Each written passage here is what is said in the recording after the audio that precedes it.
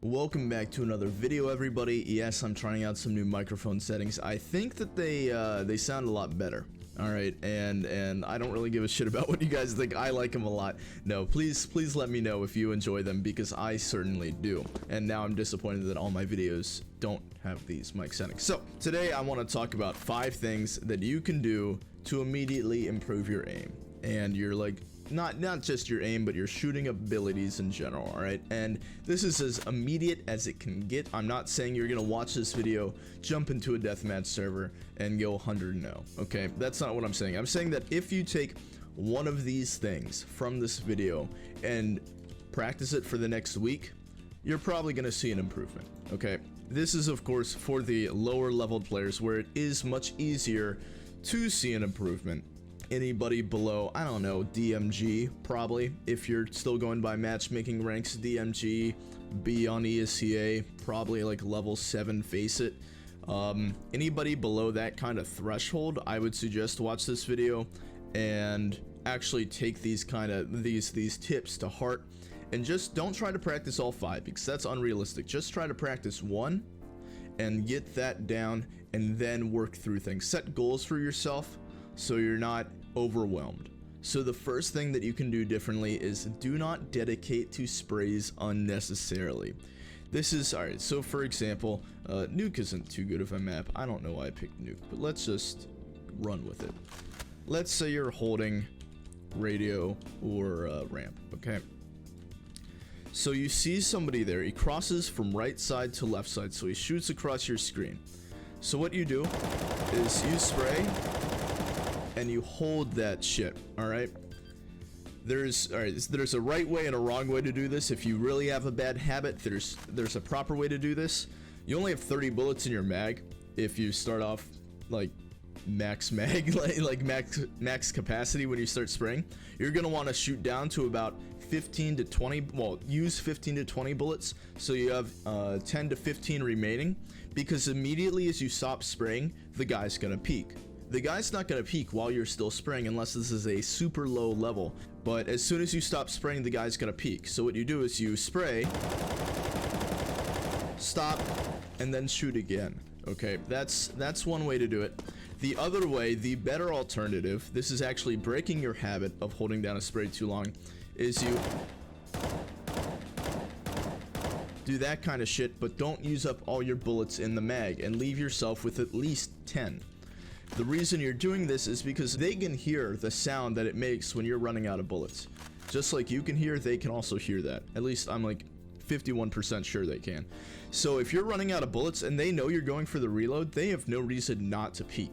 And then you have to re-clear all the angles that you just gave up because you had to hide so you can reload. So that's number 1. Although this is along the same lines as the first one, the second tip that I have is knowing when not to spray and knowing when not to tap. So lots of times you'll see somebody that just at a lower level, of course, has practiced their tapping abilities in a deathmatch. They've been, you know, going around trying to tap on all the heads, and they'll jump into a match and immediately they want to become screen and they want to just go for the one taps. You know, that's not the best option.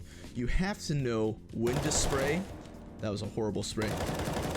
You have to know when to spray and when to go for the taps. Okay, if I'm out here outside, this is a tap position.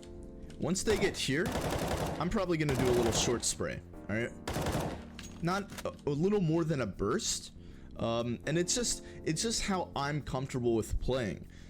I'm confident in my spray, like a nice 10 bullet spray. I'm not talking 30 round mag spray. I'll get to that later. But your first 10 bullets, I'm pretty confident in mine. So I might go for a little longer than a burst. But if you're not, I would just go maybe like a 3-shotter, so you don't actually have to pull down. And this is just a straight tap. So the third thing is, and I briefly touched on this, is instead of practicing a 30 bullet spray, which is, it's kind of good to know, and I made the mistake of learning it.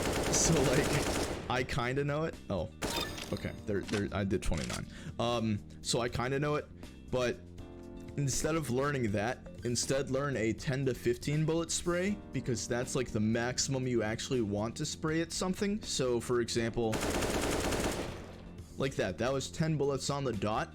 I only hit like I hit 7 of them. No, I need to practice that too, but only practicing shorter sprays is better, because if you practice the longer spray, that's what you're going to want to do in a match. And that's what I briefly talked about already. It's not dedicating to a spray. If you've practiced dedicating to a spray, obviously when it comes down to it, you're going to dedicate to the spray. So instead, actually practice doing 10 bullet sprays instead of the full 30. So the fourth thing, if you've ever watched any of my demo reviews, I've probably touched on crosshair placement. I'm not going to talk about somebody's like actual like spraying of the gun, but crosshair placement is so important, and it gives you so many free kills. If you know that somebody's walking through Squeaky right now, you hear the door open, you want to be aimed head level, a little bit off the angle, so by the time they peek around and you can react, your crosshair is already on their head. Alright, this is very easy to do. There's practice maps for pre-fire spots, which really helps with your crosshair placement. I will be linking those in the description. Please check those out if you have not already. Crosshair placement, in my opinion, is one of the first things that will really reduce the time to kill, or your personal time to kill. And what I mean by that is your personal, like when you shoot the first bullet to when you actually kill the guy, like average time in between all of your kills. So yeah, you might get a one tap here and there, but other times you may have to go for a 15 bullet spray to actually kill the guy because you missed originally. So crosshair placement will help cut that time down, and that's what you're really trying to lower overall, is your time to kill down. And you do that by practicing your spray and crosshair placement and knowing when to tap and all that. So the fifth and final thing, this is kind of a cop-out, but it is something easy that everybody can work on. We all have our little habits in game, whether it be quick switching all the time, holding an angle, quick switching. I know after I die, I will press tilde a ton of times to open up console and close it. Even though the game modes that I play don't actually show what kind of damage I do, I will still like do that just because it's habit of me previously seeing what damage I did. So I still do it. I also will clear decals a lot. That's what that is. It's me clearing decals and voice enable. So that's my habit. Lots of people have quick switch habit, which it's going to catch you off guard at some point and you're going to fuck it up and die. Some people have a habit of reloading too fast. Usually that's like super newer players that are used to like Call of Duty, where you want to constantly reload after you kill somebody, because usually it takes more than 5 bullets to kill somebody on COD at least. So people are going to reload with 20 bullets left in their mag, which is completely unnecessary, especially because it does make an audible sound and it gives away your position, and you do not want to do that most of the time. So break the habit that you have. Luckily my habits like this I only do when I die, so it's not going to affect me too much, and this just actually clears decals, which it can help me see better.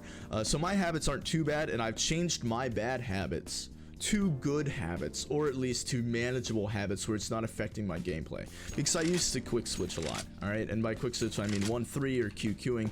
Q is actually my jump throw, so I can't QQ, and so that can actually be a negative thing, because if somebody walks in front of you, you're dead while you're quick switching. If you ever watch Stewie play, he will go like this every once in a while, like he'll be holding an angle and he'll like shoot up. That's just to keep his concentration, but I bet if he went back and went pro again and like could relearn the game, he would not have that as one of the things that he maintained, because it's such a bad habit. Because if you're doing a split second move up down, as soon as you move up and the guy peaks, you then have to bring it back down. And at his level, yes, he's probably had the, you know, muscle memory to actually move down and hit their head, but still it's a game of seconds and you can't be wasting any time like that.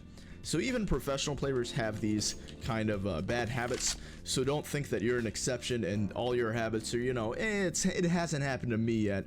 No, make sure that you go through and you're thorough in negating all of those bad habits. So thank you all for watching. Again, if the audio sounds better, let me know. If it doesn't, let me know. I think it does personally, but I'll see you next time. And if you haven't already, please consider subscribing. We just passed 600. Thank you all for that. At 28 days ago, I think I was at like 450, 460, something like that. So in the past 20 days, we've gained about 140 subscribers, which is more than I've ever gained, obviously with the size of my channel, at least more than I've ever gained in the past 28 days. So thank you, and hi to all the new faces, and there will be more content to come.